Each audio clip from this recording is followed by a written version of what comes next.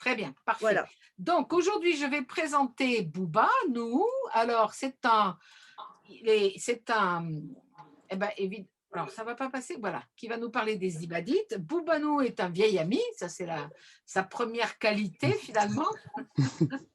C'est un spécialiste de l'islam et surtout de l'islam dans ses rapports avec les sociétés et la politique.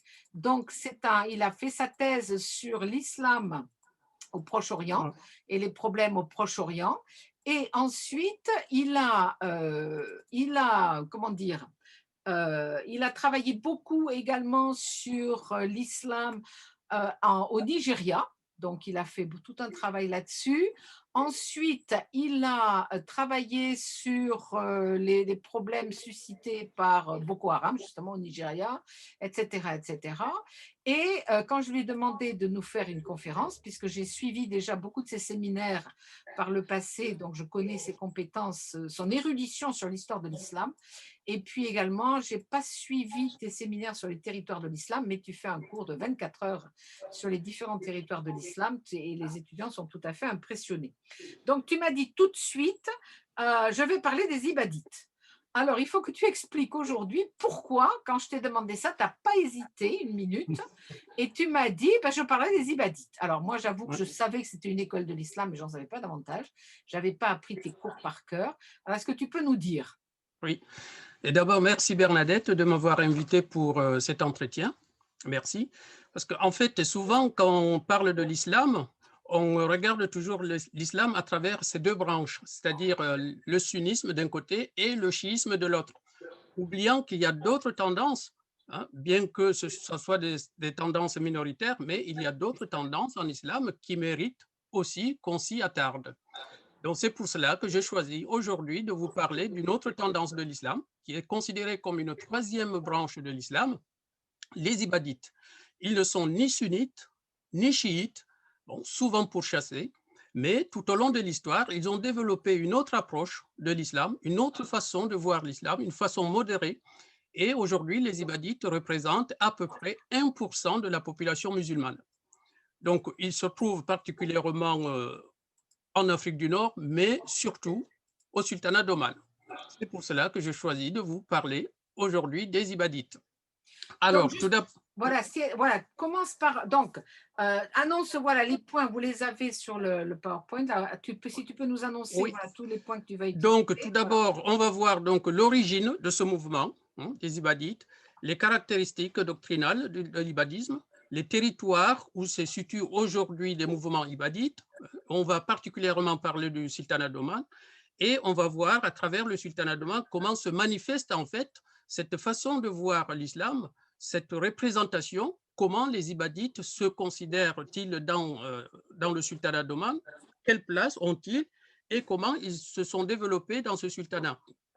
Donc, on va voir petit à petit comment aussi la vision de l'islam va évoluer, leur perception, par exemple, de l'imam, etc., qu'est-ce qui les différencie des autres, etc. Donc, c'est ce que je vous propose de voir aujourd'hui. Très bien. Alors, tu commences par les origines, vas-y. D'abord, on commence par les origines. Pour comprendre les origines de l'ibadisme, il faut revenir peut-être à la problématique même de l'islam. Parce qu'après la mort de prophète Mohammed en 632, la question qui s'est posée, c'est celle de succession. Qui a même d'être calife, c'est-à-dire le successeur du prophète. Donc finalement, les musulmans ont élu Abou Bakr, donc sans la présence de l'ensemble des proches de Mohammed, par exemple, Ali n'était pas présent, donc, mais Abou Bakr a été élu donc calife à Médine et il a régné de 632 à 634. Donc peu de temps, 2 ans à peu près. Donc finalement, Abou Bakr, lui, il va choisir son successeur, donc il va désigner Oumar. Donc Oumar va être calife, donc de 634 à 644, et ensuite viendra Othman, mais sauf que le choix d'Othman a été fait par un conseil, parce que Oumar, avant de décéder, avait donc choisi un conseil de 6 personnes, et ces 6 personnes-là sont reconnues, réputées comme étant intègres, comme étant les plus proches de Mohammed, et c'est parmi ces 6 qu'il faudrait choisir le futur calife. Et donc, c'est parmi ces 6 qu'ils vont choisir donc Othman comme calife, donc de 644 à 655, à 756, pardon, et donc Othman va être assassiné. Hein. Donc finalement, dans la foulée, eh bien, Ali va être choisi comme calife. Donc il devient le 4e calife. Mais sauf que le califat de Ali ne sera pas reconnu par tout le monde. Certains refusent de lui reconnaître le statut de calife, et parmi ceux qui refusent, donc le gouverneur de Damas. Et ce gouverneur de Damas, c'est Muawiyah, qui est allié d'Othman, qui est parenté à Othman. Et donc finalement, il va empêcher Ali, il ne va pas reconnaître, il ne va pas lui faire allégeance, il ne fait pas allégeance à Ali. Et avec lui, il y a aussi le gouverneur d'Égypte, Amr, qui ne fait pas non plus allégeance à Ali. Et donc, il décide de mener bataille contre Ali. Or, sauf que Ali, il avait aussi ses partisans, on les appelle les Shia, Shia Ali, c'est-à-dire les partisans de Ali, et d'où vient le nom d'ailleurs chiite, tant que partisan, parce que du vivant même de Mohammed, il y avait certains qui disaient qu'il était partisan de Ali. Sachant bien que Ali, je le rappelle, est à la fois cousin du prophète et son gendre aussi. Donc, il avait épousé sa fille Fatima. Et donc, ses partisans vont demander à Ali de venir à Koufa, hein, mais sauf que les partisans de Muawiyah vont les intercepter, donc il y aura une guerre, c'est-à-dire la bataille de Siffin, à Siffin, quelques kilomètres de Basra, et durant cette bataille, Ali était sur le point de l'emporter. Mais Muawiyah va ruser, hein, il va demander d'arrêter la bataille et de se remettre à un jugement. Un jugement de qui? Jugement des humains. Et c'est là où les partisans de Ali disent non.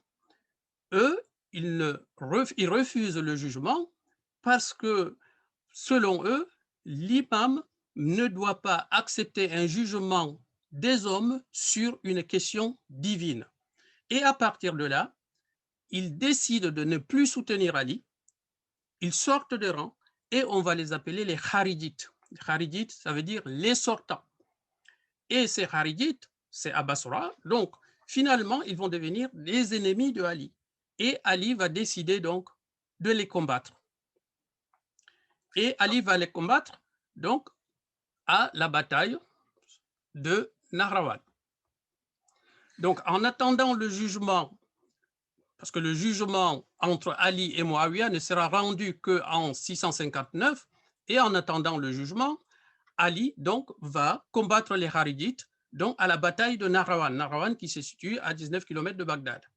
Et donc les Kharijites vont s'éparpiller, ils vont former plusieurs groupes, parmi lesquels les Azrakides, considérés comme plutôt extrémistes, parce que selon eux, un imam qui pêche n'a pas le droit d'être imam. Selon eux, tout musulman, s'il n'est pas kharidite, azrakide, n'est pas un bon musulman. Donc c'est pour cela qu'ils sont considérés comme extrémistes, parce qu'ils s'attaquent aux polythéistes, ils ne reconnaissent pas tout polythéiste doit être exécuté. Et il y a d'autres branches, donc les soufrites. Chaque branche, en fait, porte le nom de son leader azrakide. Ça vient de Nafi ben al-Azraq, et les Azrakides se regroupaient uniquement à Bassora. Ils étaient à Bassora.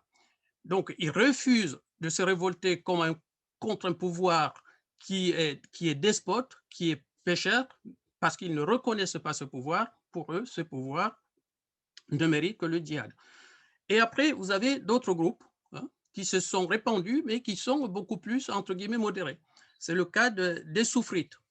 Et les soufrites, par exemple, eux, le nom vient de Ziyad bin al-Asfar, d'où leur nom soufrite. Ils sont modérés car ils condamnent le meurtre politique.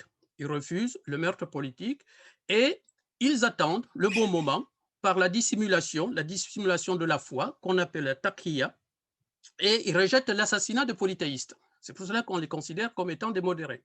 Ils vont, eux, aller vers l'Afrique du Nord, et beaucoup plus tard, ils vont fonder notamment le royaume de Tlemcen, c'est en Algérie, au 8e siècle. Et puis, on a le troisième groupe qui nous intéresse, c'est celui des Ibadites, créé par Abdallah ibn Ibad en 740. Donc, ce troisième groupe, les Ibadites, ils sont considérés comme étant également modérés, hein, et ils considèrent que l'islam est à la fois une croyance et des actes. C'est-à-dire la croyance va avec ses actes, les actes. Quand on a la foi, il faut que les actes correspondent à la foi. Selon eux, un musulman non pratiquant reste toujours musulman. Il n'est pas en dehors de l'islam. Du point de vue légal, il est toujours musulman. Et personne n'a le droit de le juger et ni de juger le caractère de sa foi. Donc, c'est pour cela que les ibadites, ils sont considérés en fait comme étant un courant beaucoup plus modéré.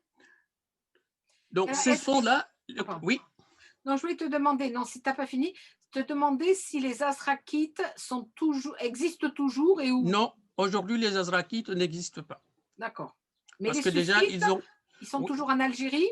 Oui, mais aujourd'hui, on les englobe dans des ibadites. Les soufrites, à un moment donné, avaient aussi créé quelques royaumes, mais finalement, petit à petit, aujourd'hui, on ne parle que des ibadites. Il n'y a plus des groupes soufrites. D'accord, d'accord. Et alors, tu peux nous dire, je mets la carte, tu peux nous dire où ils sont alors tous ces... Alors, donc aujourd'hui, on les voit bien là, en Algérie, au Mzab, l'île de Djerba, le Djebel Nefoussa, c'est en Libye, et surtout le sultanat d'Oman. Donc, il y a là aussi à Zanzibar, vous voyez, en Afrique de l'Est, tout en bas. D'accord. Et c'est là où on les trouve. Oui. Et donc, qu'est-ce qui les caractérise maintenant? Voilà, justement, oui. Donc, l'école ibadite est basée sur 5 principes. D'abord, le Coran. Ça, c'est le principe pour toutes les écoles, en fait, pour tous les musulmans. Le principe principal, c'est le Coran. Après, il y a la Sunna. La Sunna, c'est quoi? La Sunna, c'est la tradition. Mais sauf que la tradition ibadite, c'est une tradition recueillie par les ibadites eux-mêmes, puisqu'ils ne sont ni chiites ni sunnites. Et après, on a le consensus, l'ijma.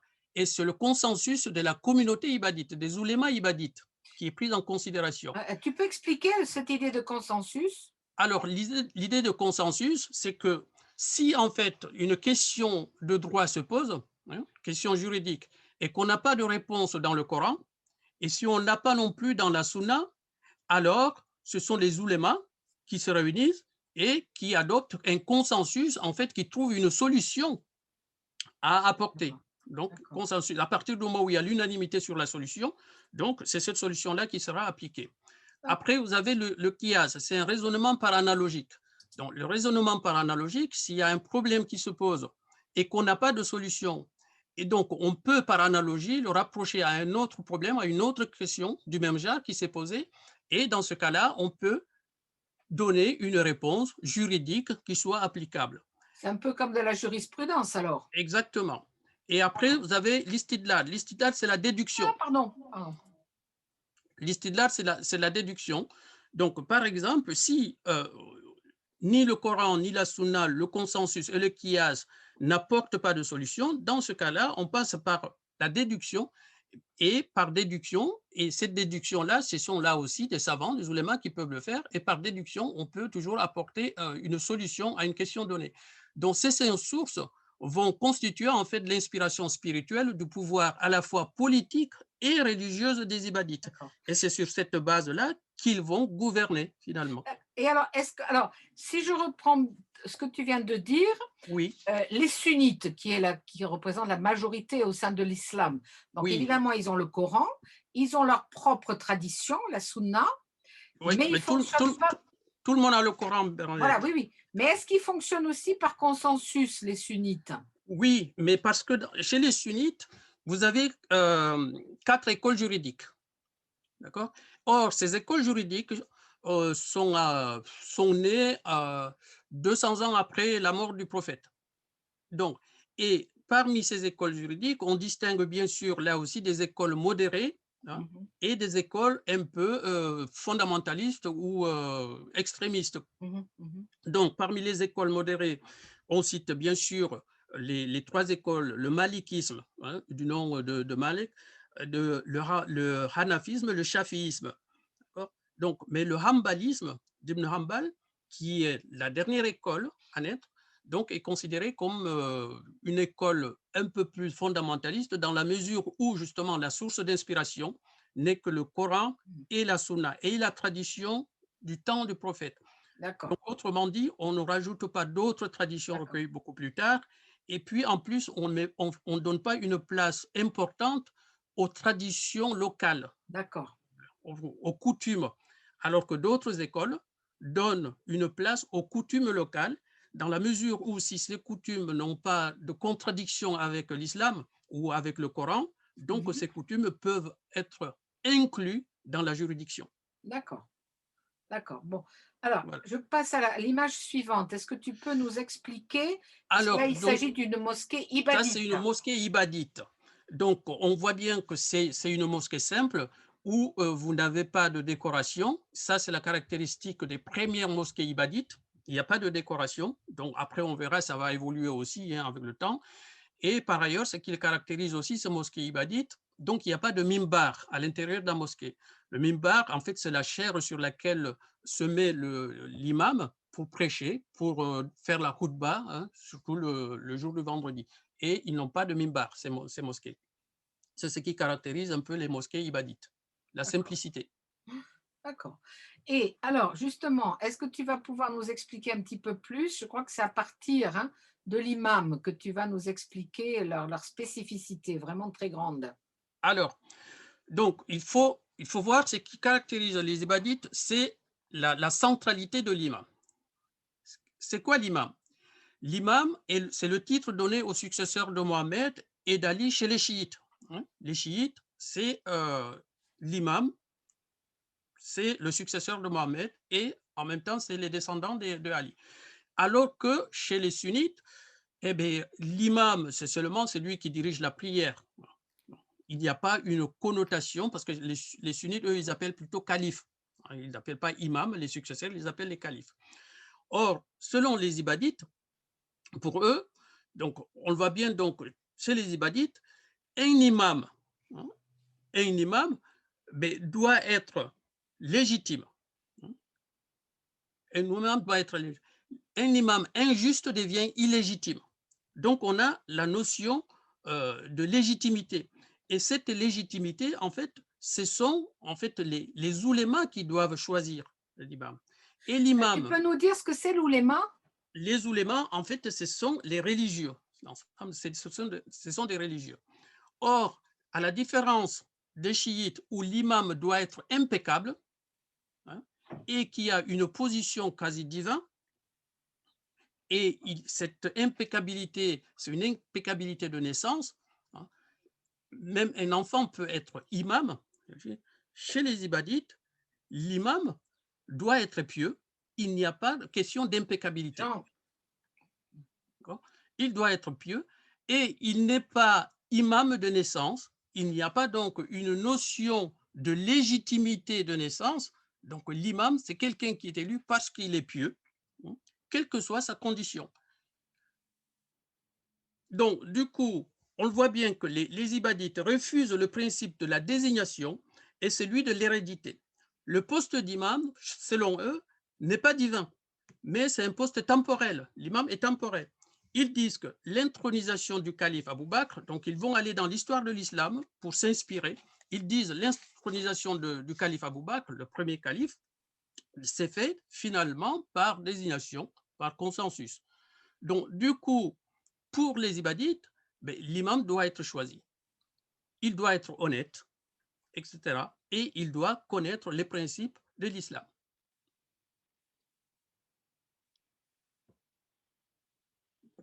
Oui, Bernadette, je ne vous entends pas. Votre micro est coupé. excuse-moi, non, j'avais fait, ah oui. Dans le chiisme, l'imam doit forcément venir de la généalogie du prophète, Oui, par par Ali. Ali. Et D'accord. l'imam, dans le chiisme, l'imam a une position presque quasi divine. Il Mhm. est, Ouais, et il est impeccable. Et donc, finalement, c'est une question d'hérédité.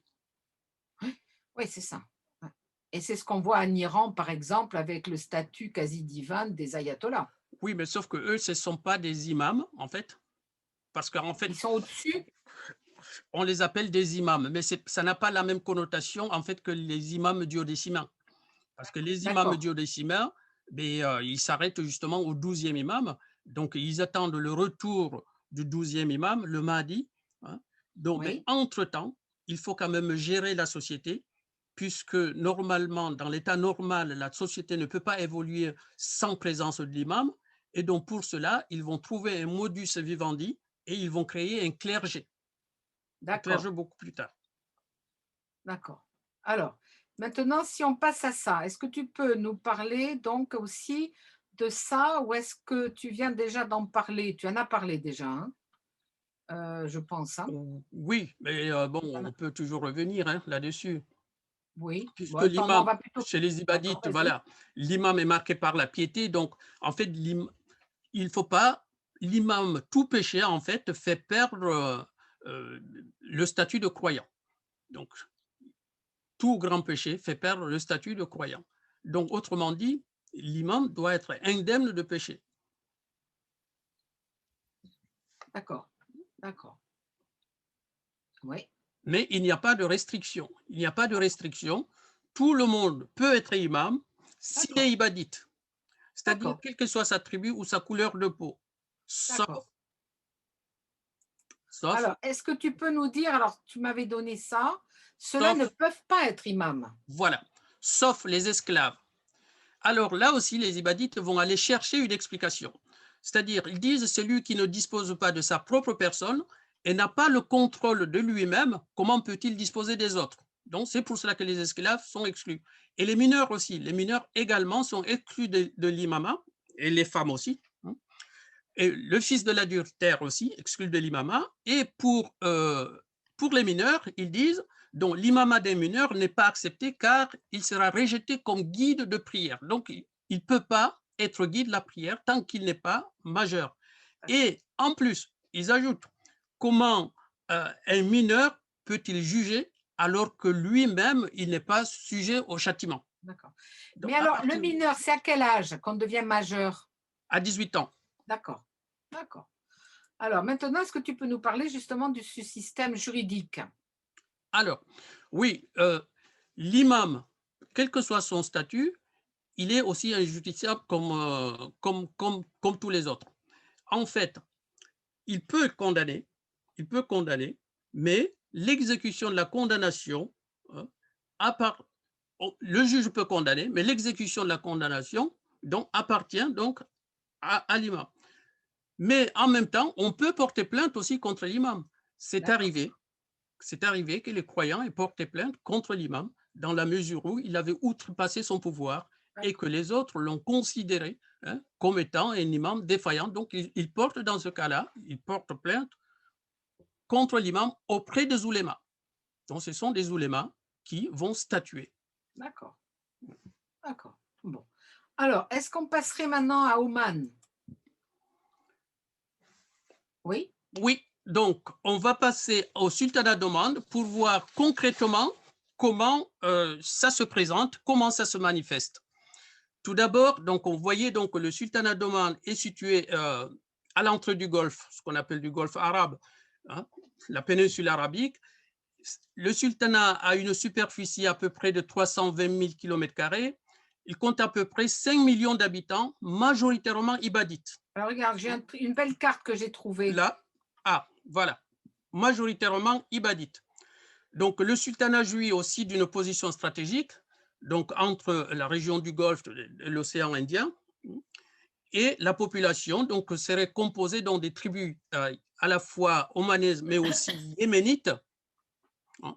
C'est dans ces tribus en fait qui vont se convertir à l'islam hein, au temps du prophète vers 628. Hein. 628 sur ces tribus. Vous voyez, l'Arabie Saoudite est à côté, donc ces tribus vont se convertir donc vers 628. Donc, il faut distinguer donc là, dans le contexte omanais, il y a eu plusieurs facteurs. Tout à l'heure, je vous ai parlé de la dispersion en fait des Kharijites, surtout des Ibadites.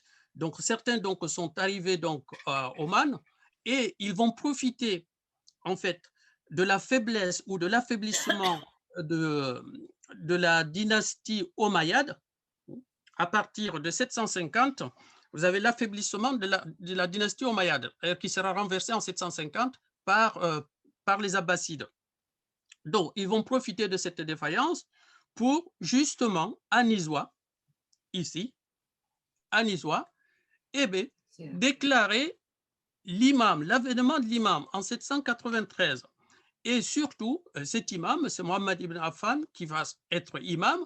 Et cet avènement de l'imam choisi par les oulémas est considéré comme étant, cet imam est considéré comme étant un imam Ashira.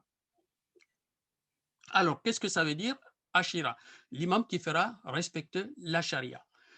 On le voit bien, pendant la période Umayyade, ils étaient restés dans la taqiyya.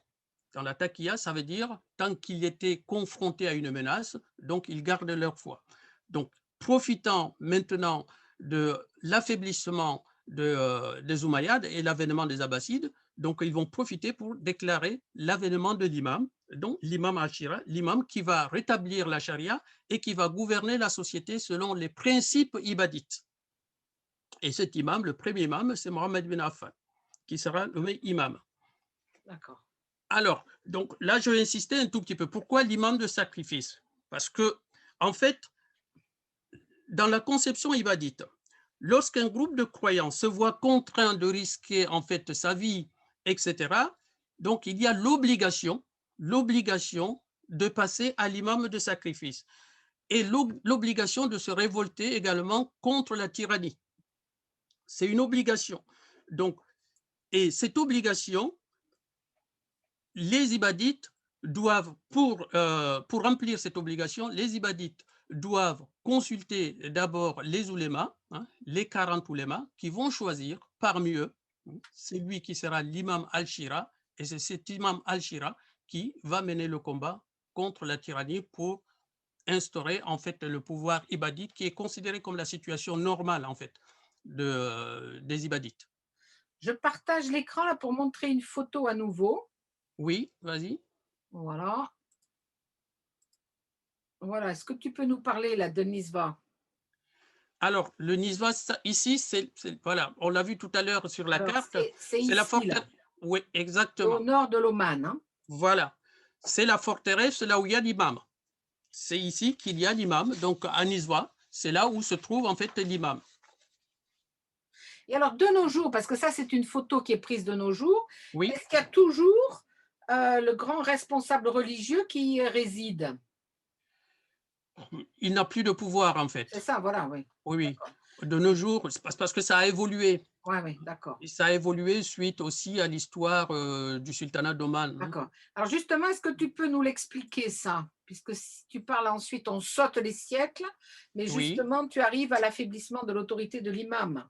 Alors, l'affaiblissement de l'autorité de l'imam commence après l'arrivée des Portugais. Mm. Hein. Parce que les Portugais donc, vont occuper la côte omanaise, mais en même temps la côte de l'Afrique de l'Est, surtout la partie Zanzibar. Et à partir de là, les Imanais vont décider, là aussi, de chasser les Portugais hein, en choisissant un imam de combat. Et cette fois-ci, cet imam, il ne s'appelle pas imam al-Shira, mais plutôt l'imam ad-Difa, c'est-à-dire c'est l'imam de la défense. L'imam de la défense, la différence entre l'imam al-Shira, c'est que lui, l'imam de la défense, il n'a pas de pouvoir réel parce que ce n'est pas un religieux. Donc, à partir du moment où il n'est pas un religieux, s'il veut prendre des décisions, il est obligé plutôt de se soumettre aux religieux. Il doit obtenir l'accord des religieux. Et l'imam de la défense, il ne peut pas percevoir de l'argent, il ne peut pas faire des dépenses, ils ne peuvent pas recruter une armée, etc. C'est que l'imam al-Shira, c'est-à-dire le premier imam établi et reconnu par les ibadites, qui a le pouvoir à la fois parce qu'il est un savant religieux, à la fois de gérer l'argent et aussi de lever une armée. L'imam al-Difa, lui, il ne peut pas lever une armée sans l'accord des oulémas. Mais alors, comment ils s'entendent? Ils gèrent ensemble le territoire ou ils sont toujours en train de se disputer? Entre les... Ben, l'imam qui surveille, qui a le pouvoir de la charia et l'autre qui défend le pays. ils ne sont pas ensemble parce que c'est selon la période. Ah, Si la d'accord, période est calme, si la période est calme, c'est l'imam al-Sharia. d'accord, S'il y a une invasion ou s'il y a une guerre, dans ce cas-là, on choisit un imam en fonction du contexte.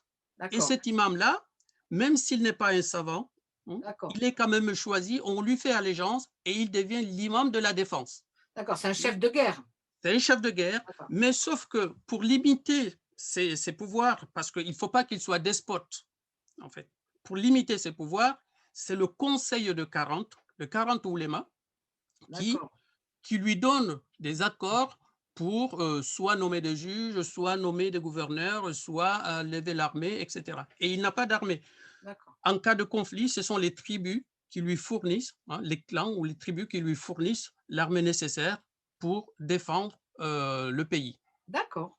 Et justement là, ce fort-là, c'est une, quand est-ce les Portugais, ils arrivent, tu nous as dit, vers Ouais. 1508. Alors c'est Oui, là, à ce moment-là qu'ils ont construit ce fort? oui, ça c'est le fort qu'ils ont construit vers l'île Alors à la d'Ormuz. pointe là, hein, c'est à Ormuz tout à fait en Oui, haut la là, hein? pointe Voilà. d'Ormuz. Exactement. Ce qui donne Voilà. le fameux détroit d'Ormuz que tout Exactement. voilà, d'accord, Oui, très c'est là bien. où ils ont construit donc le premier fort. Et ça existe encore ça, comme ça? Oui, ce sont des ruines D'accord, de ce fort d'accord. portugais, parce qu'il faut voir, là, on est encore sur la route des Indes, hein. Oui, oui. Donc, c'est un passage stratégique, dans la mesure où, d'ailleurs, c'est ça qui va entraîner beaucoup plus tard un conflit entre, justement, le sultan de Mascate et les Portugais, et le sultan va chasser finalement les Portugais, aussi bien de Mascate que de Zanzibar, Ouais. et ils vont occuper Zanzibar, et ça va créer l'État Oman-Zanzibar, finalement. D'accord, alors je Ça passe à n'a- cette image là maintenant. Alors Voilà. voilà, tu peux nous expliquer. Donc c'est ce dont tu viens nous Voilà, parler de là, d'accord. Tu expliques? exactement. Donc, on voit bien sous l'occupation, avec l'occupation portugaise, donc finalement, il y a la nécessité de l'imam, et ils vont là aussi se réunir pour choisir un imam, c'est-à-dire Nassir ben Mourchid al Yaroubi, et qui va repousser les Portugais. Et il est considéré comme imam fort, comme un imam fort, parce que c'est un imam de Chira, parce qu'il a obtenu l'unanimité, en fait, à l'unanimité, l'allégeance des oulémas, et donc ils le reconnaissent comme un imam fort. Donc, avec son poids, et la contribution des tribus, donc il peut chasser en fait les Portugais pour libérer des territoires omanais, des territoires ibadites. Mmh. Mais alors, c'est les tribus, elles sont forcément ibadites ou elles sont, d'autres, obédiences ou est-ce qu'elles sont polythéistes? Elles sont ibadites. D'accord.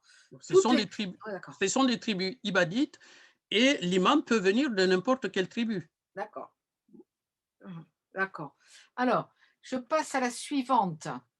Donc celle-là, voilà, c'est lui. Alors la Donc photo est lui, pas c'est le très succès. bonne, mais c'est lui, hein? Voilà, c'est le successeur du premier, et lui, il va finir donc de chasser les Portugais, et il va les chasser de Zanzibar aussi, lui. Et donc, c'est lui qui va former en fait ce qu'on va appeler le sultanat Oman Zanzibar. C'est-à-dire, voilà le sultanat qui s'étend, en tout cas l'imama qui va s'étendre de Oman à Zanzibar. Alors je Donc, vous montre la avez, carte si tu permets, c'est quand même vas-y, très loin c'est très parce loin, que mais ce Oman sont des navigateurs, hein, vous savez. ah c'est ça, À donc l'époque, enfin ouais, d'accord. à l'époque, ce sont des navigateurs. C'est pour cela qu'ils ont chassé les Portugais ici. Ouais. Mais en même temps, à partir de Zanzibar, ils vont aussi créer le commerce des esclaves. Ouais. Donc, c'était rentable. Donc, vous avez le commerce des esclaves à partir de Zanzibar. Mais en même temps, ils sont aussi sur la route des Français, parce que les Français ont aussi ici, par exemple, vous avez l'île Maurice, Pondichéry. l'île Maurice, ça Ah oui, s'appelait oui, d'accord. l'île de France à l'époque. Et donc, les Français voulaient aussi s'installer ici, sur la côte omanaise, pour créer une base, en tout cas un dépôt de charbon pour les bateaux. Mais en même temps, il y avait la convoitise des Hollandais aussi. Donc, du coup, vous avez cette zone, elle était convoitée par les puissances de l'époque, les Britanniques, les Français et les Hollandais. Et donc, tout le monde essaye de s'accorder avec les Omanais ici pour signer en fait des accords, et ce que vont faire les Britanniques en essayant d'évincer les Français et les Hollandais. Mais alors, Djibouti, ça vient de cette époque? Le comptoir Ah français non, de non, Djibouti? Djibouti, c'est autre chose. Djibouti, c'est ici, c'est là, c'est ça, C'est ce là, hein? petit-là, là. Mais Non, c'est non, des non, non, ici, là? là, Mais l'accord, là. Tu vois dans ma l'accord, flèche ou non? on voit pas, non? C'est moi qui Là. partage, c'est pas Donc, toi. regarde, là, c'est la mer Rouge. Regarde la mer Rouge. D'accord? Descends un peu, descends. Non, non, non, Ah descends. ici, pardon, Voilà, là, ici, c'est là, d'accord. Djibouti, le Pardon, petit. oui, oui, pardon, oui, oui, Non, non, d'accord, là, c'est la Somalie, là, non, d'accord, c'est bon. d'accord. Oui, Là, c'est pardon, je là où tu es, c'est la confonds avec les Somalie. 2. Ouais, Voilà, Djibouti ici, et Djibouti, en fait, avant, Djibouti s'appelait territoire des Afars et des Issa. d'accord. Donc en fait, entre Omar et Zanzibar, il y a aucune connexion terrestre, c'est exclusivement par la mer Oui, entre eux, hein? exclusivement par la mer. Mais D'accord, sauf qu'à partir du moment où, après, quand on a vu le sultan qui va occuper, qui va chasser les Portugais, qui sera à Zanzibar, donc cette partie, Oman et Zanzibar, devient la même chose. En fait, le sultan, il est à la fois sultan d'Oman et de Zanzibar, d'accord, d'accord, d'accord. Oui, c'est pour ça qu'il s'appelle arabo-africain. arabo-africain. D'accord, très bien. Alors, je montre ça maintenant. Je pense que tu veux le combattre, l'expliquer. Oui, donc le deuxième qui va combattre les Portugais, et donc finalement il va récupérer aussi le fort, c'est un fort portugais, à Roustak, ici, en haut, je crois. Qui existe encore, hein? Il existe encore, le fort de Roustak existe encore. Donc ici, donc on voit que toute la zone utile, finalement, va être contrôlée parce qu'ils vont chasser les Portugais et donc ils reprennent Roustak et en même temps que cette zone est convoitée aussi par d'autres puissances, notamment les Perses, et donc ils vont aussi combattre les Perses.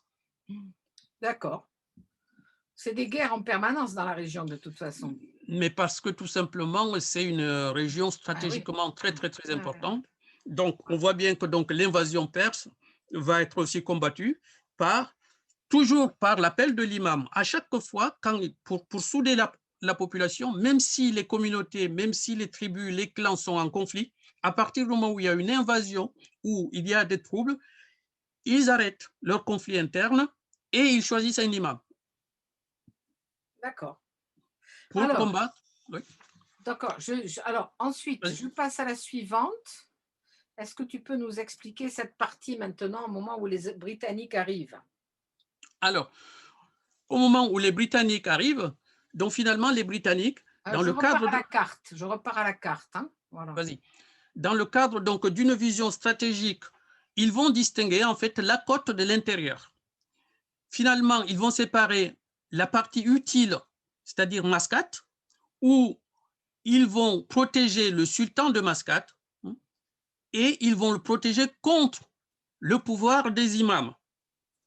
L'imam étant à Nizwa, parce qu'après, à Nizwa, donc finalement, ils vont distinguer l'intérieur de la côte Mascate, Matra et Zanzibar.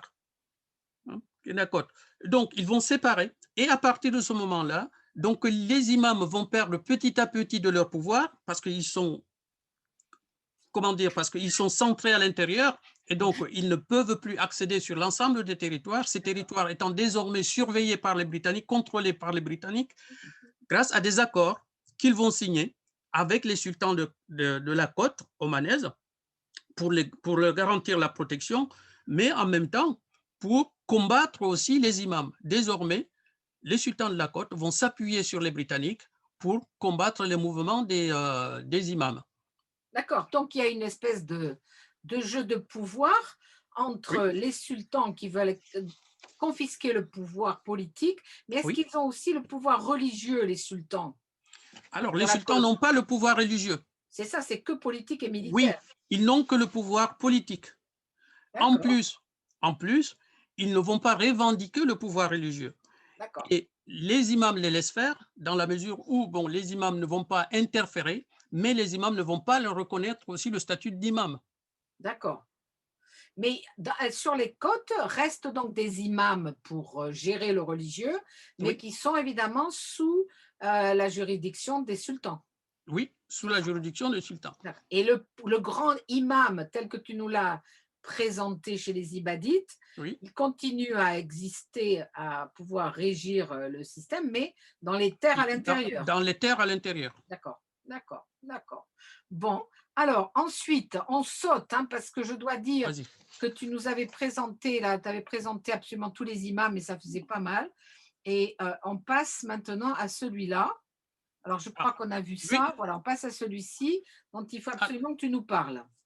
alors lui, c'est le sultan Qaboos, hein. Il est mort récemment. Donc, on voit bien que là, il n'y a plus question d'imam. Donc, on a dit, ce sont des sultans.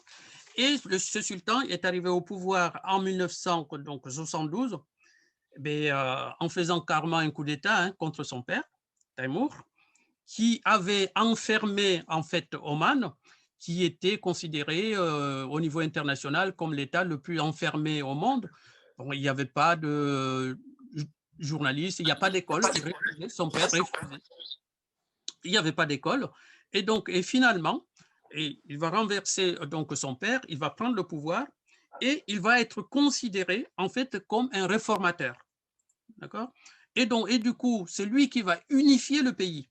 Hein, c'est sous son rôle que Oman va être unifié, donc la côte et l'intérieur du pays, et il va procéder à une modernisation dans la mesure où il va ouvrir, surtout dans les années 80, le pays au tourisme, mais en même temps, il va construire des universités, il va construire des mosquées, la majorité de ces mosquées-là portent son nom, et en même temps, il va donner une liberté aux femmes, hein, va s'appuyer sur l'alphabétisation. Par exemple, actuellement, il manque 95% d'alphabétisation, hein, et les femmes participent à la vie politique, hein, depuis 1995.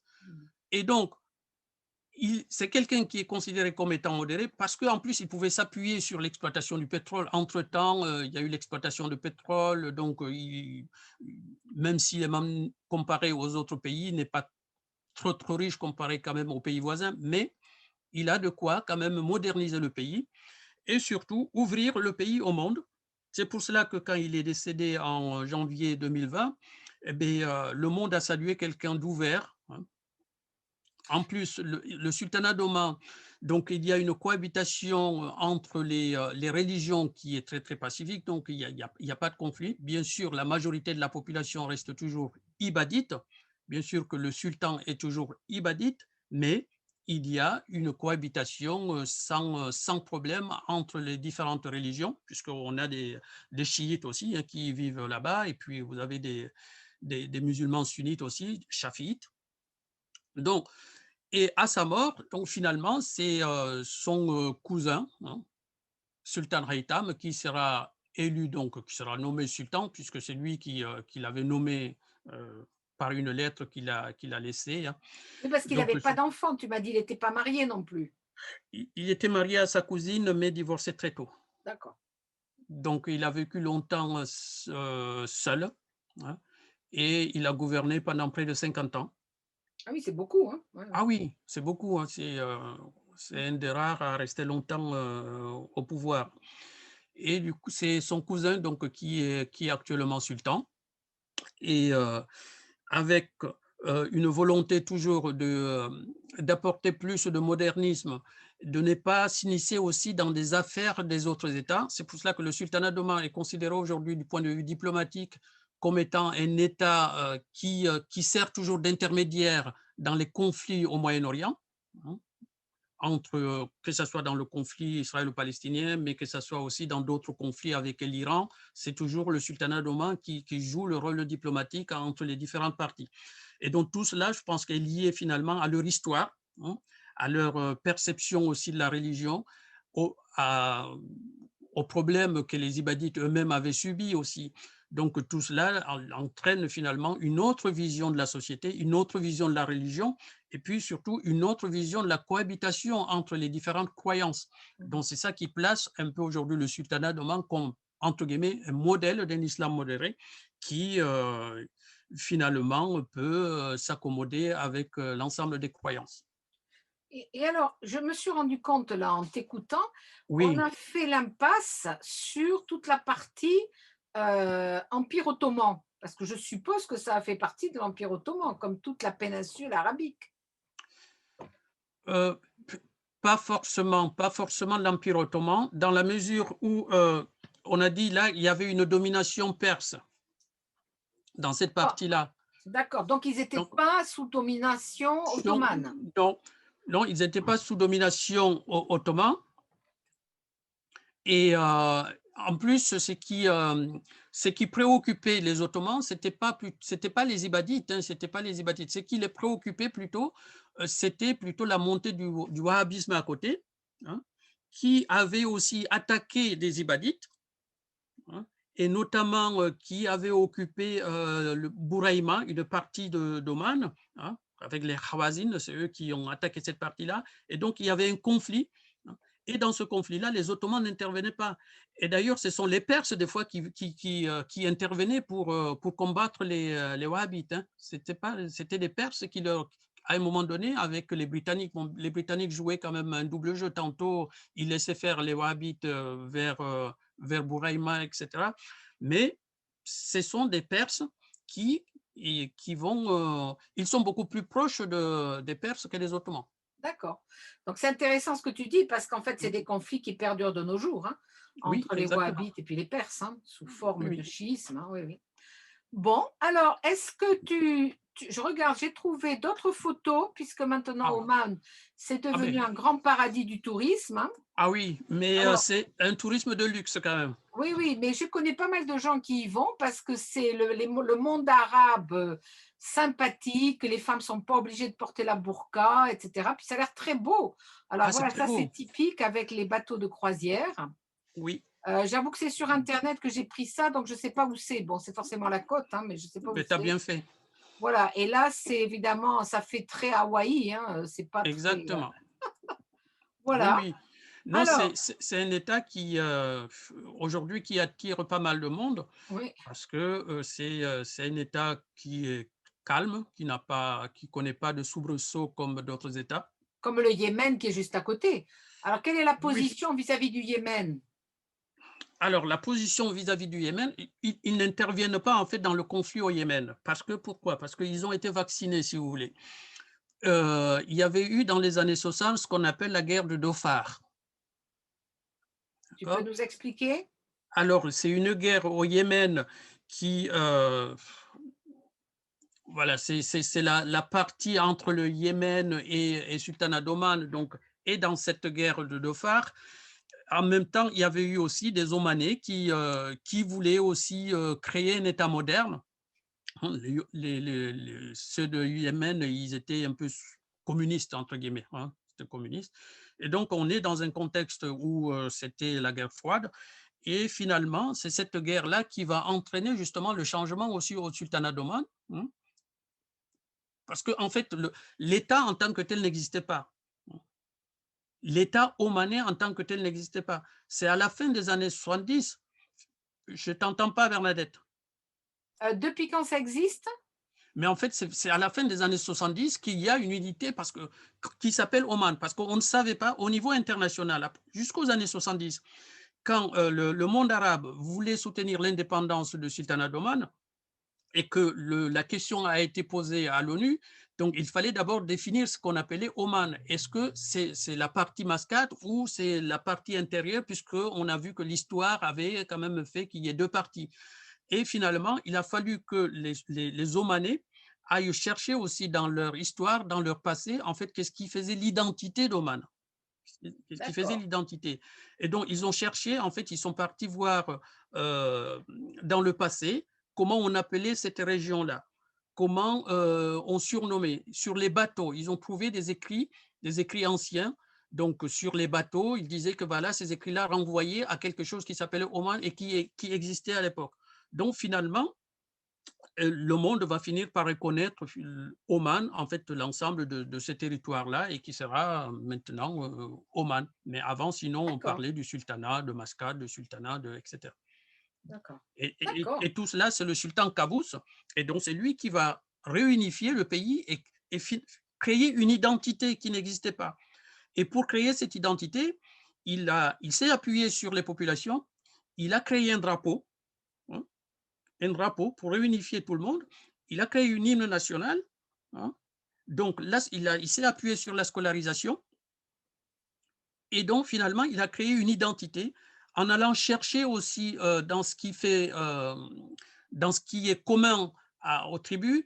en allant jusqu'à Zanzibar, chercher par exemple des archives pour retracer l'histoire en fait du sultanat d'Oman et une identité omanaise, hein, pour que les Omanais soient fiers et qu'on ne revienne pas au système de tribus ou au système de clans.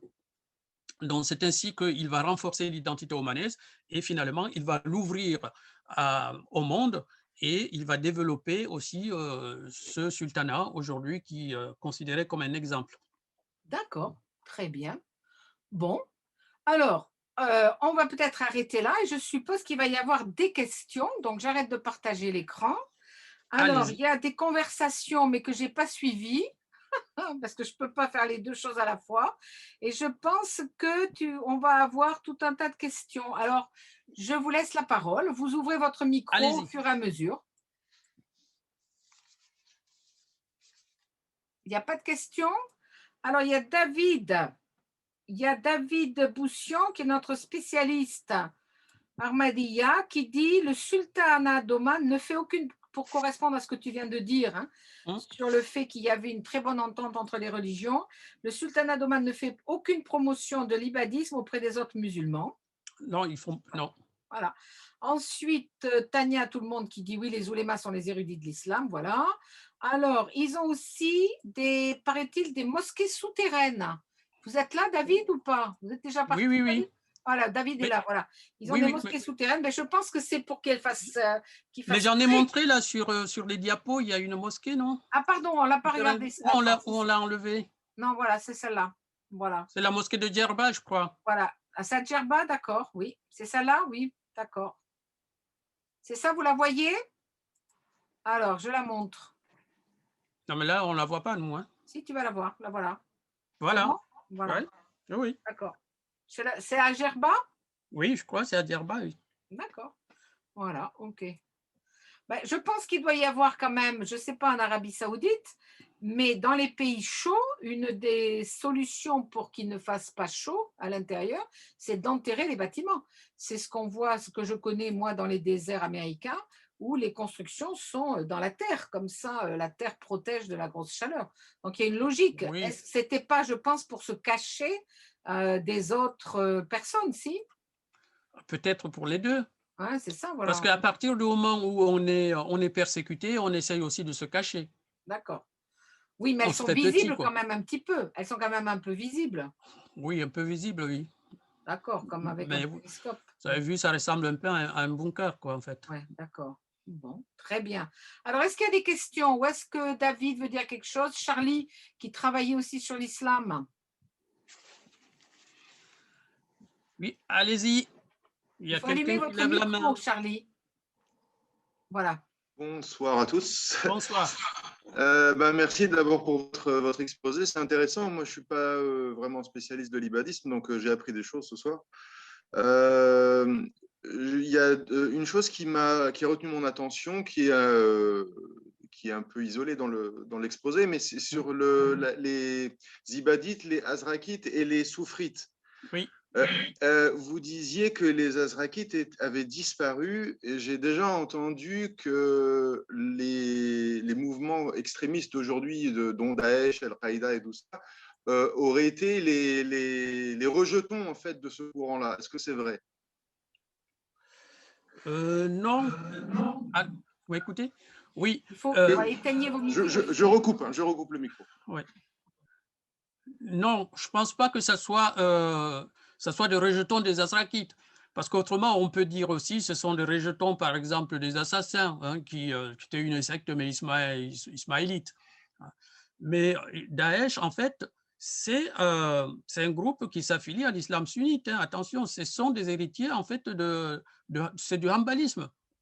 C'est de la doctrine hanbalite. L'inspiration de Daesh, c'est le hanbalisme. Et Ibn Taymiyyah, c'est Ibn Hanbal et Ibn Taymiyyah. Donc, du coup, eux, ils ne vont pas aller chercher loin. Ils cherchent, comme je vous ai dit, dans l'islam sunnite, hein, en s'inspirant de la doctrine hanbalite. Comme on a vu, c'est la doctrine, quand je vous ai cité les écoles juridiques, en fait, c'est l'école la plus extrémiste, hein, le hanbalisme, parce que il n'y a pas à trouver ailleurs en dehors du Coran, de la tradition du prophète. Et en même temps, Mais il s'inspire aussi de l'histoire de l'islam, parce que le hanbalisme est arrivé au moment où vous avez un débat avec les Moutazilites. Donc, du coup, pour recentrer un peu le savoir, pour recentrer la croyance sur les fondamentaux, donc on va dire pas d'innovation, hein, on reste sur ce qu'on connaît, c'est-à-dire le Coran et la Sunna. Mais en même temps, ils vont s'inspirer aussi d'Ibn Taymiyyah. Or, Ibn Taymiyyah, c'est en 1258, c'est plutôt pendant la période de la conquête mongole, etc. Donc là aussi, ils disent, attention, si les musulmans ont perdu, si les Mongols ont envahi comme ça les musulmans, c'est parce que finalement, ils ne sont pas revenus sur leurs principes, sur ce qu'ils savent. Donc il faut qu'ils reviennent sur les principes. Donc c'est ça leur inspiration. Ils ne vont pas aller chercher aux Azrakides. Aux Azrakides, c'est la période de Bassora. Donc, du coup, c'est ça. Pour eux, ils sont à la fois sur le contexte même de l'islam sunnite. C'est ça, en fait, qui va leur donner leur inspiration. Oui. Alors, avant de donner la parole à Dominique, il y a quelqu'un, je crois que c'est Benoît, qui dit « et les femmes ». Mais il me semble bien que dans ta conclusion, tu as bien dit qu'à Oman, les femmes, je reviens sur la diapo, les femmes avaient... voilà, liberté, pouvoir des femmes, elles ont le droit de vote. Alors, je vous remets ça. Elles ont le droit de vote. Voilà, vas-y. Oui, elles ont le droit de vote. Hein. Et elles sont représentées. Hein. Il y a même, je crois, au Parlement, il y a des femmes. Hein. Elles peuvent conduire. Elles peuvent conduire. Elles n'ont pas l'obligation de porter le foulard, tout ce que vous voulez. Ce sont des femmes qui... Et puis, elles ont droit aussi aux études, elles ont... Je faisais référence à la question sur l'imama des femmes, au moment où vous l'avez évoqué, parce que quand j'ai rencontré pour la recherche là, une jeune femme qui est entre le c'est difficile, elle est presque imam. Et parce que l'armée recrute des jeunes femmes qui sont formées et qui vont avoir tous les apparats de l'imam sans avoir, d'un point de vue purement théologique, le statut d'imam. Alors, dans un nombre d'eux qui permet de les projeter sur les territoires, en fait. Oui, mais là, il faut distinguer deux choses. Parce que l'imama, donc, il est question chez les ibadites comme chez les chiites, c'est le calife. Voilà. Or, aujourd'hui, nous, quand on parle d'imam en France, c'est celui qui dirige la prière. Et dans ce cas-là, là, c'est un autre débat. C'est-à-dire, est-ce que les femmes ont le droit de diriger la prière? Pour l'instant, il n'y a aucun texte, finalement, qui interdit aux femmes de diriger la prière, de devenir imam. Il n'y a pas de texte. On a tout cherché. Est-ce que c'est la tradition qui le veut ou est-ce que c'est parce qu'il y a des conditions pour diriger la prière? Il y a certaines conditions qu'il faut respecter et qu'on pense que les femmes ne peuvent pas respecter tout le temps ces conditions-là. Est-ce que c'est ça qui les empêche de diriger? Toujours est-il qu'aujourd'hui, vous avez des femmes qui sont imams. Hein. Il y en a de plus en plus. Hein. Il y a à Paris, il y a, je crois, en Allemagne, il y en a une. Et puis, il y a des femmes qui sont théologiennes et qui discutent aussi de ces questions-là. Là, on est dans l'imam qui dirige la prière. Et en fait, chez les sunnites, quand on parle de l'imam qui dirige la prière, en fait, on parle de la question de la prière du vendredi, quoi. En fait, c'est la prière de référence. Est-ce qu'une femme peut faire la khutba, par exemple, parler des questions d'actualité? C'est surtout ça. Alors, Dominique, tu avais une question, mais il faut que tu allumes ton micro. Oui. Il s'agit des Mozabites d'Algérie, là. Oui. Alors, ma question serait de savoir si vous connaissez leur situation actuelle, comment ça se passe. Mais avant, je voudrais dire que j'avais connu un Français d'Algérie qui m'avait parlé des Mozabites, donc des habitants de Mzab, la ville de Gardaïa. Alors, il m'avait expliqué qu'à son époque, d'abord, la ville de Gardaïa était interdite aux non-Mozabites la nuit, donc les étrangers, même algériens, qui pouvaient venir dans la journée, mais la nuit devaient sortir.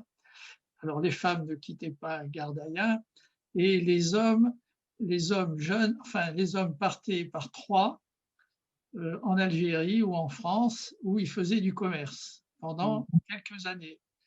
Il paraît qu'il partait 3 et le plus jeune servait de femme aux 2 autres. Et lorsqu'ils avaient fait plus ou moins fortune, donc ils revenaient à Gardaïa, où là ils se mariaient, et puis il y en avait d'autres qui partaient faire du commerce. Là. Alors, ce système très fermé, là, est-ce qu'il existe encore? Comment ça se passe dans l'Algérie d'aujourd'hui, dans le Mzab? Enfin, si vous avez des informations. Je n'ai pas particulièrement d'informations, mais je pense que le système, il n'est pas fermé comme avant. Il n'est pas fermé comme avant. Il faut prendre aussi en contexte peut-être la période coloniale, parce que le père de Qaboos, qu'on a vu le père du sultan Qaboos, hein, qui a été renversé, eh bien, il avait demandé à un moment donné la protection de la France, parce qu'il était en conflit aussi un peu avec les Britanniques, et sous prétexte que finalement le sultanat d'Oman est ibadite et qu'il y avait des ibadites dans les colonies françaises. Et la France avait refusé. Donc on voit bien que c'est peut-être aussi le fait de les laisser comme ça en dehors, de ne pas avoir de contact avec les autres, c'est pour qu'il n'y ait pas peut-être soit des troubles, soit des conflits et qui amèneraient peut-être à déstabiliser le pouvoir en place ou le pouvoir colonial. Alors, j'ai une question de Tania qui lève la main. Je ne la vois pas, vous n'avez pas votre caméra, Tania, mais non, je ne la vois pas non plus. Oui, parce que je ne peux pas la mettre là où je suis actuellement. Voilà, désolée. Voilà, allez-y, Tania. Oui, merci. J'aimerais revenir juste sur la question des femmes et justement sur leur implication, notamment parmi les oulémas, etc. Est-ce qu'aujourd'hui, elles font partie de ce cercle-là où elles peuvent prendre des décisions, etc. ou pas? Et puis, moi, ce qui m'a interrogée, c'est que j'ai pu lire aussi que certains disciples ibadites revendiquaient que Jabir ibn Zayd était leur fondateur. Et donc, ce monsieur était apparemment un des meilleurs élèves d'Aïcha, qui était la femme du prophète, de Mohammed. Oui. Donc, si Aïcha, à l'époque, donnait enfin, elle avait cette position-là pour instruire sur les questions religieuses, pourquoi ça n'a pas été suivi? Quelle est la position aujourd'hui des femmes par rapport à ça? Oui, certains disent, oui, c'est Jabir ibn Zayd al-Tamimi qui était originaire d'Oman et qui finalement était le père de l'ibadisme. Bon, même si le mouvement ne porte pas son nom. Mais toujours est-il que le fait de dire que c'est Aïcha qui l'aurait formé, mais je pense que ça renvoie aussi à ce que disent la majorité des musulmans, parce que Aïcha, en fait, quand on voit la tradition, la sunna, les hadiths, hein, la majorité des hadiths proviennent de Aïcha. C'est Aïcha qui a transmis, parce que elle était jeune, elle a vécu longtemps avec le prophète, et donc c'est elle qui était finalement la source d'inspiration de la tradition même de l'islam. Donc, pourquoi éliminer les femmes? Donc, c'est pour cela que je vous ai dit que c'est toujours un débat dans la mesure où certains disent, mais finalement, est-ce que ce n'est pas après qu'on a écarté les femmes?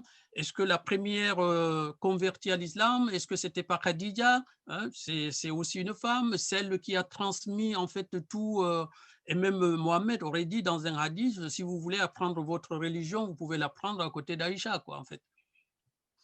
Donc, du coup, comment se fait-il qu'aujourd'hui, on exclut les femmes? Donc, c'est tout ce débat-là qui revient aujourd'hui dans l'actualité. Hein. Comme je vous ai dit, il y a des femmes qui s'affranchissent, hein, de ces interdictions, en tout cas, et qui aujourd'hui dirigent des mosquées, qui enseignent, qui prêchent, etc. C'est-à-dire que c'est un débat qu'on a dans toutes les religions, enfin, dans beaucoup de religions, notamment dans le catholicisme. Les femmes ont fait des découvertes archéologiques qui montreraient que dans les premiers temps du christianisme, les femmes auraient eu un pouvoir égal aux hommes. Et puis petit à petit, leur pouvoir a été complètement confisqué. Et jusqu'à nos jours, il n'y a pas de femme prêtre, il n'y a pas de femme cardinale. Il y en a une qui est candidate pour être cardinale, mais bon, c'est pour faire un peu le buzz et pour qu'on se rende compte que la situation des femmes n'a pas beaucoup évolué en 20 siècles. Hein. Donc, ce n'est pas un problème spécifiququement musulman. Hein. Oui. Alors, on voit David, dans le christianisme. Oui. David a levé sa main aussi, des petites mains jaunes. Allez-y. Allez-y, David. On vous entend il faut pas. le micro, mettez le micro, David.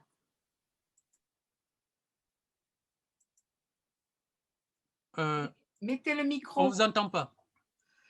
Il faut mettre le micro. J'arrive pas à vous le mettre. Alors. Mais il faut qu'il le mette, lui. Oui, mettez votre micro. Ça devrait marcher là. David, ça marche pas.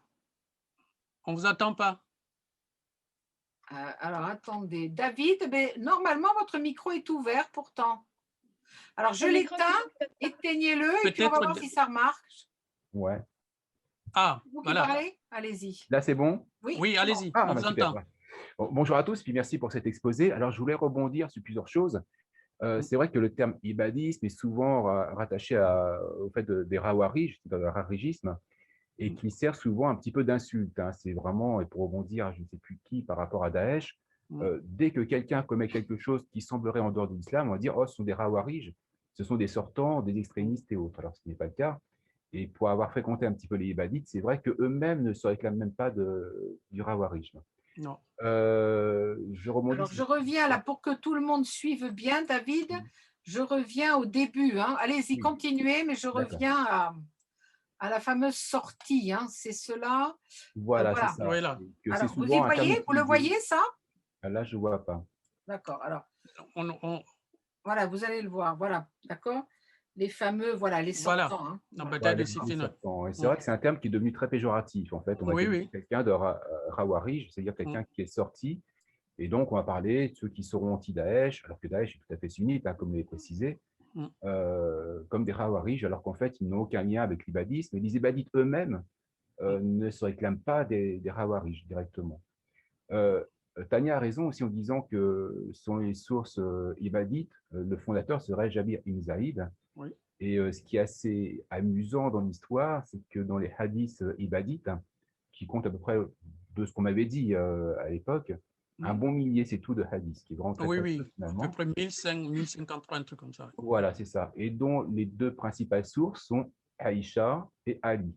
Oui. On sait très bien que d'un côté, les sunnites vont vraiment être tenants par rapport à s'accrocher à Aïcha, alors que les chiites vont s'accrocher à Ali. C'est assez marrant finalement de trouver ces deux sources au même endroit. Par rapport aux femmes, alors c'est vrai qu'il existe des femmes imams, notamment en Chine, avec des mosquées purement chinoises, dans les ethnies Hui, qui sont une variante de l'ethnie Han. Et souvent, c'est vrai qu'on confond un petit peu la notion de femme imam et de femme oustaza, c'est-à-dire quelqu'un qui peut enseigner.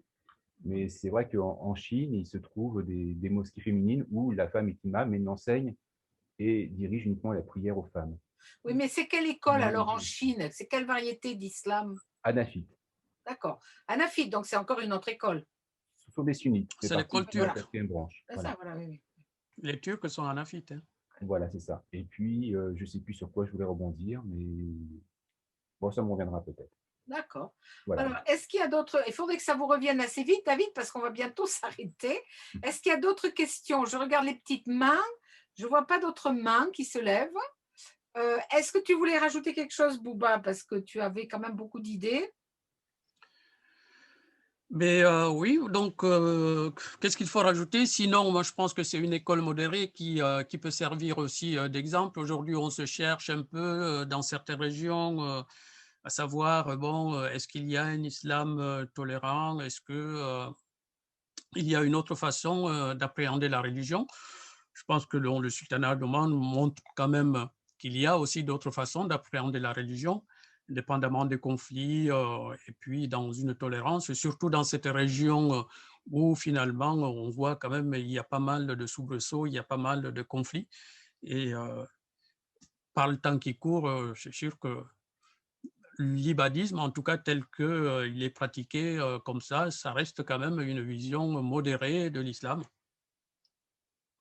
Voilà. Très bien. Bah, écoutez, si vous n'avez plus de questions, je propose qu'on remercie... Ah, si, David, ça y est, vous avez la question? Ça m'est revenu. On parlait des femmes imams.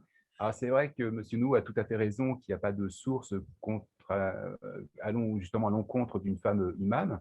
Et on trouve dans un recueil de hadiths, un sunnite de Abu Daoud, la mention d'une femme qui aurait fait la prière en présence du prophète même dans sa maison et qui aurait dirigé les hommes. Voilà. Alors bien sûr, les Hanbalites et puis après les Wahhabites, les Salafites vont dire bon, c'est un hadith qui est faible, mais pourtant il existe, hein, mais il n'existe pas de hadith, sauf peut-être, peut-être me confirmer, que la fin des temps arriverait à partir du moment où une femme arriverait au pouvoir ou dirigerait. Ah oui, dans les signes de la, pardon, dans les signes de la fin du temps, là j'ai tout un livre là-dessus, j'en parlais, mais ça fait partie de mon cours sur le millénarisme. En plus de tout un tas de signes sur le fait que le soleil ne se lève plus à l'est, mais se lève à l'ouest, etc. Tout un tas de transformations cosmiques.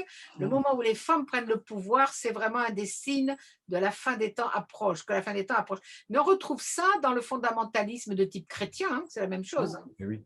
Donc, et ça avait été récupéré notamment quand Aïcha avait levé une armée contre Ali au moment de la succession, voilà. Pour argumenter le fait qu'il y avait quelque chose qui se passait. Oui, la bataille du Chamon, 656. Voilà. Voilà. Mais bon, on est toujours là, hein, et à la fin du monde n'est pas là, et on a quand même pris de plus en plus de pouvoir, même si religieusement, on nous laisse encore dans les cloîtres, enfin pas toutes, mais il n'y a toujours pas vraiment d'accès aux offices les plus prestigieux des institutions religieuses, en tout cas dans les religions monothéistes, hein, même si hier soir j'ai vu une rabbine dans le judaïsme, il n'y en a pas énormément, etc. etc. Donc, écoutez les amis, je vous propose qu'on se retrouve alors dans 15 jours. Ça sera à ce moment-là Anna Bello qui nous parlera alors du Kirghizistan, mais comme je vous l'ai déjà dit, elle ne nous parlera pas de l'islam au Kirghizistan, mais des protestants. Et elle abordera, je pense, un petit peu le tangrisme, mais c'est pas du tout l'islam. Donc, on va changer un petit peu. Et après, on ira, pas très loin de l'Oman, puisqu'on ira au Qatar. Voilà. Bon, je vous dis bonsoir. Bonne soirée à tout le monde. Alors, Bouba. Je vous remercie. Voilà. Ada, justement, nous dit merci. Eh bien, ça sera vous la prochaine fois qui serez sur la sellette. Et donc, Bouba, tu vas faire arrêter l'enregistrement.